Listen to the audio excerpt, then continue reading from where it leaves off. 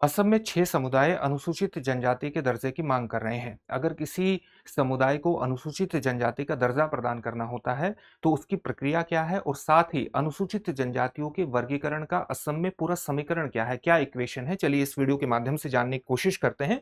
अगर असम में अनुसूचित जनजातियों के वर्गीकरण को देखेंगे, तो वहां पर 2 स्तरीय वर्गीकरण आपको देखने को मिलेगा। एक वर्गीकरण है अनुसूचित जनजाति प्लेन्स यानी मैदानी क्षेत्र और एक है अनुसूचित जनजाति हिल्स यानी पहाड़ी क्षेत्र। अगर राज्य सरकार की नौकरियों और शैक्षणिक संस्थानों में देखेंगे तो एसटी प्लेन्स को वहां पर 10% आरक्षण है और एसटी हिल्स को वहां पर 5% आरक्षण है। असम में वर्ष 2011 की जनगणना के अनुसार जनजातीय समुदायों की संख्या कितनी है? 38.8 लाख है, जो राज्य की टोटल जनसंख्या के 12.4% के बराबर है।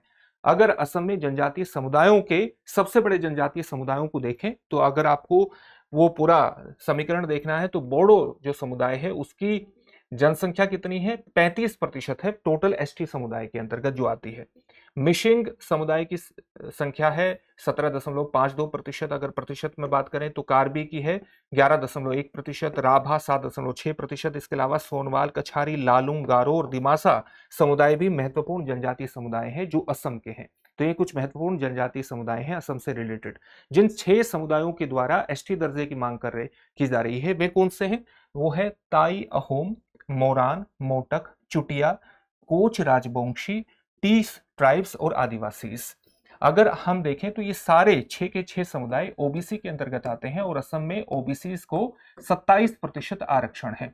अगर 2011 की जनगणना के अनुसार देखें तो असम की टोटल पॉपुलेशन 3.12 करोड़ है और इन समुदायों की जनसंख्या लगभग कितनी है? लगभग 1 करोड़ है। तो असम के लिए ये मुद्दा काफी प्रभावी हो जाता है और इतनी बड़ी जनसंख्या को अगर आपको एसटी में शामिल करना है तो उसकी एक प्रक्रिया भी अपनानी पड़ती है। इसलिए असम सरकार ने उसके लिए एक ग्रुप ऑफ मिनिस्टर्स का गठन किया, जिसकी सिफारिशें हाल ही में नवंबर 2025 में विधानसभा में रखी गई थी। ये सिफारिशें क्या थी, ये जानना आपके लिए बहुत इंपॉर्टेंट है। और साथ ही अगर किसी समुदाय को एसटी समुदाय में शामिल करना है तो उसकी प्रक्रिया क्या है, ये भी बेहद इंपॉर्टेंट है आपके लिए जानना। इससे पहले हम इसको जानेंगे, लेकिन इससे पहले इस बात को ध्यान में रखिएगा कि दृष्टि संस्थान ने आपकी जीएस की तैयारी को पूरी तरह से करवाने के लिए हाल ही में कोर्स लॉन्च किया है, जिसका नाम है GS studio foundation live online course. ये मात्र 24,999 में आपकी जीएस की तैयारी को मात्र 14 महीने में पूरे करा देगा। इस कोर्स को करने के बाद जब आप जीएस फाउंडेशन ऑफलाइन बैच में एडमिशन लेंगे तो ये सारी फीस वहां पर एडजस्ट हो जाएगी, यानी ये कोर्स आपको एक तरह से फ्री में पढ़ने वाला है। साथ ही अगर आप इस फीस में डिस्काउंट चाहते हैं तो इस कोर्स को लेते हुए आप मनीष कोड का इस्तेमाल कर सकते हैं। अगर मनीष कोड का इस्तेमाल करेंगे तो इस फीस पर आपको डिस्काउंट प्राप्त हो जाएगा। इससे संबंधित जो बैच है वो हिंदी, इंग्लिश और इंग्लिश तीनों में ही उपलब्ध है। तीनों बैचेस में एडमिशन लेने के लिए डिस्क्रिप्शन में दिए गए लिंक पर जाइए, अपने एडमिशन को सुनिश्चित कीजिए। इंग्लिश का जो बैच है उसमें हिंदी और इंग्लिश दोनों में चीजें समझाई जाएंगी, लेकिन नोट्स उपलब्ध होंगे इंग्लिश में। साथ ही 2 वर्षों की करंट अफेयर्स की क्लासेस, 2 वर्षों तक करंट अफेयर्स की क्लासेस का एक्सेस रहेगा, जो पढ़ाया जाएगा पीडीएफ फाइल मिलेगी, नोट्स बनाने में दिक्कत नहीं होगी, अपने आप में एक कंप्लीट पैकेज है। तो डिस्क्रिप्शन में दिए गए लिंक पर जाकर के अपने एडमिशन को सुनिश्चित कर सकते हैं। अगर कोई भी डाउट हो तो 8750187501 पर कॉल कर लीजिएगा। अब इस पूरे मुद्दे को समझने की कोशिश करते हैं। जो ग्रुप ऑफ मिनिस्टर्स था, जिसने नवंबर 2025 में जिसकी सिफारिशें विधानसभा में पेश की गई हैं, उसने क्या कहा? उसने कहा यह है कि हमें इस वर्गीकरण में एक स्तर को और ऐड कर दिया जाना चाहिए, और जो स्तर होगा एसटी वैली का। और इस एसटी वैली में 4 समुदायों को शामिल कर दिया जाना चाहिए: अहोम समुदाय, चुटिया समुदाय, अविभाजित गोलपाड़ा क्षेत्र को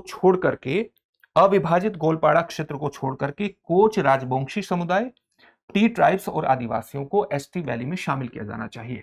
ये जो इनको आरक्षण दिया जाएगा, ये आनुपातिक रूप से ओबीसी के अंतर्गत जो आरक्षण प्राप्त होता है, आनुपातिक रूप से वहां से निकाल करके इस प्रकार से दिया जा सकता है यहां पर। यानी इस आरक्षण को एक तरह से जैसा है वैसा ही बने रहने देना है। साथ ही इसने ये कहा है कि मोरान समुदाय, मोटक समुदाय और अविभाजित गोलपाड़ा का जो कोच राजवंशी समुदाय है उसको एसटी प्लेन में शामिल किया जाए। और इसके लिए आपको क्या करना पड़ेगा?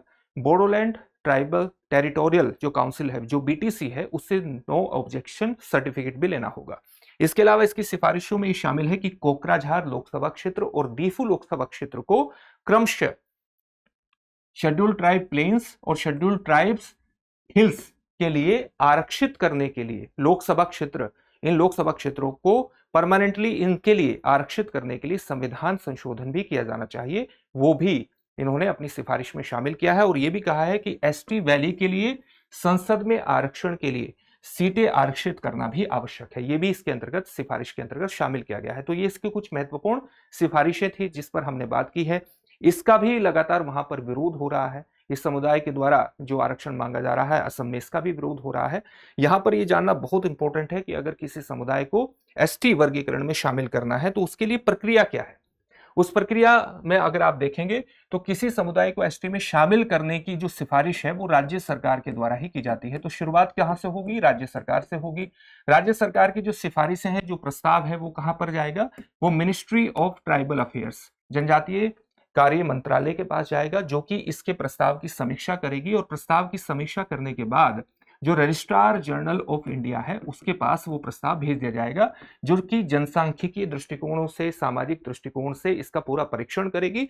और जब ये परीक्षण कर लेगी तब ये जो राष्ट्रीय अनुसूचित जनजाति आयोग है, जो कमीशन है, कमीशन के पास वो सिफारिशें चली जाती है। अगर कमीशन हरी झंडी दिखा देता है, स्वीकृति प्रदान कर दिया जाता है, तो ये प्रस्ताव कैबिनेट के पास जाता है।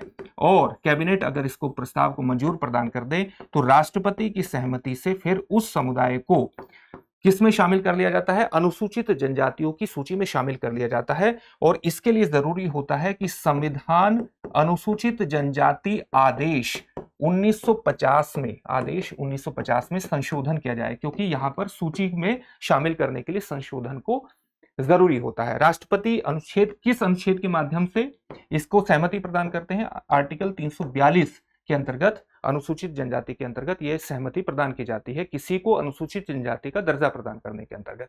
यह पूरी प्रक्रिया होगी। अगर किसी को अनुसूचित जनजाति के अंतर्गत शामिल कर लिया जाता है, किसी भी समुदाय को, तो उसे किस प्रकार के लाभ मिलते हैं? लाभ शिक्षा, स्वास्थ्य और बहुत से अन्य क्षेत्रों में प्राप्त होते हैं। अगर आप देखेंगे तो पोस्ट मैट्रिकुलेशन जो छात्रवृत्ति प्रदान होती है, जो नेशनल स्कॉलरशिप प्रदान की जाती है, एकलव्य जो मॉडल आवासीय विद्यालय हैं उनके अंतर्गत जनजातीय क्षेत्र में वो एस्टेब्लिश किए जाते हैं, जनजातियों के बच्चों का वहां पर एडमिशन होता है, आवासीय विद्यालय हैं, तो तरह तरह की सुविधाएं प्रदान की जाती हैं। कुछ वैधानिक संरक्षण भी उनको प्राप्त हो जाते हैं। जैसे आप जानते होंगे कि नागरिक संरक्षण, जो हमारा नागरिक अधिकार संरक्षण अधिनियम है 1955, उसके अंतर्गत छुआछूत का प्रतिषेध किया गया है। तो छुआछूत से एक प्रकार का वैधानिक संरक्षण प्राप्त होता है। इसी तरह से अनुसूचित जाति और अनुसूचित जनजाति अत्याचार निवारण अधिनियम 1989 के अंतर्गत अत्याचार के विरुद्ध संरक्षण प्रदान किया गया है। इसी तरह से पेशा एक्ट 1996, यानी panchayat extended to scheduled areas act 1996 के तहत अनुसूचित क्षेत्रों में पंचायतों को विशेष अधिकार प्रदान किए गए हैं, आपने देखा होगा। और साथ ही फॉरेस्ट राइट्स एक्ट 2006 के अंतर्गत जो जनजातीय क्षेत्रों में पड़ने वाले वन उत्पाद हैं, जो पूरे जंगल हैं, उन पर अधिकार भी इनको प्रदान किए गए हैं। तो इस प्रकार के बहुत ही विस्तृत अधिकार प्राप्त होते हैं। साथ ही आप जानते हैं कि असम, मेघालय, त्रिपुरा, मिजोरम के जनजातीय क्षेत्रों के प्रशासन के लिए अनुसूची 6 में प्रावधान किए गए हैं। और इससे बाहर के अनुसूचित क्षेत्रों के प्रशासन के लिए अनुसूची 5 में प्रावधान किए गए हैं। तो उसके अंतर्गत आप देखेंगे कि अनुसूची 6 में आपको पता लग जाएगा कि असम, मेघालय, त्रिपुरा, मिजोरम से जो जुड़ी हुई है, उसके अंतर्गत स्वायत्त जिले और क्षेत्रीय परिषदों का भी प्रावधान किया गया है। उनको भी बहुत बड़े स्तर पर शक्तियां प्रदान की गई हैं। तो उस तरह के अधिकार प्राप्त हो जाते हैं। अब इससे जुड़े हुए एक प्रश्न को भी देख लेते हैं। प्रश्न क्या है? आपके सामने प्रश्न होगा, अनुसूचित जनजाति सूची में किसी समुदाय को शामिल करने की प्रक्रिया की शुरुआत कौन करता है? राष्ट्रपति, राष्ट्रीय अनुसूचित जनजाति आयोग, राज्य सरकार या संसद? इस प्रश्न का उत्तर कमेंट बॉक्स में कमेंट करके जरूर दीजिए। फिर से एक नए सेशन में आपसे मुलाकात होगी। धन्यवाद।